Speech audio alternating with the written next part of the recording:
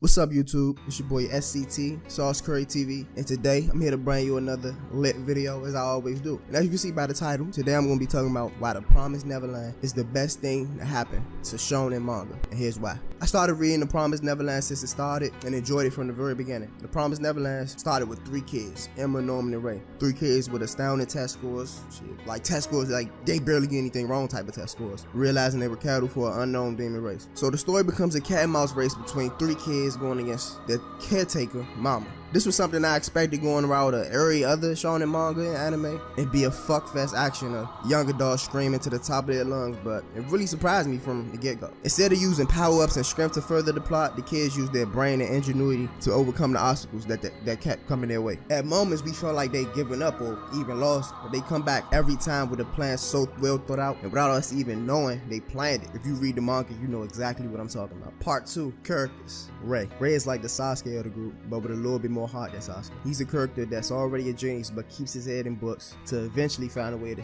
escape. Norman. Norman is just overall a nice guy with a genius level intellect, who cares for his family and secretly wants to bang Emma. Emma is the female main protagonist with a heart of gold, and just like her counterpart, she has a genius level intellect, but she falls more in line with the shonen tropes that we don't really like. Part 3, problems. Now, this manga is amazing, but it does have flaws just like any other story being told. Nothing's perfect. 1, the art can sometimes be amazing, but most of the time be lackluster and it just felt like an amateur was doing it sometimes. The pages of this manga are just breathtaking sometimes, but there's some pages that's not so good. I feel like if the manga the manga artist could be more consistent in the artwork, it could take this story over the top. 2, even though the characters are like really capable and somewhat well written, they just fit a lot of the shonen tropes. Ray is just like Sasuke or Vegeta, kinda. Norman is a pretty good character. I had no complaints with him really. But Emma, this thought.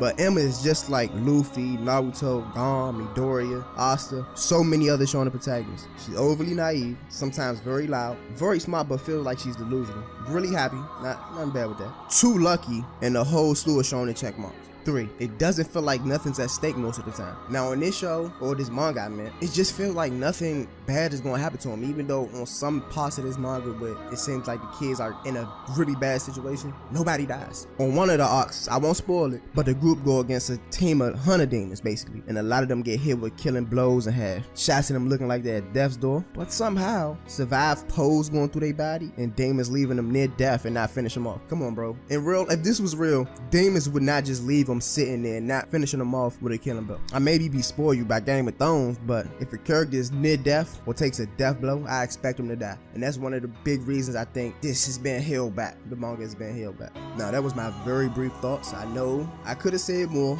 but I'm still reading it. I'm on the 99th chapter right now. I got 5 more chapters to read, and maybe if I want to do a part 2, I'll do a part 2, but that's the reason why I think this manga is like ahead of most shonen mangas in my opinion. So if you got any other mangas that you think I should read, write them down below. Make sure you like, comment, and subscribe. I appreciate it very much. In this Sauce Curry TV, I'm out. Peace.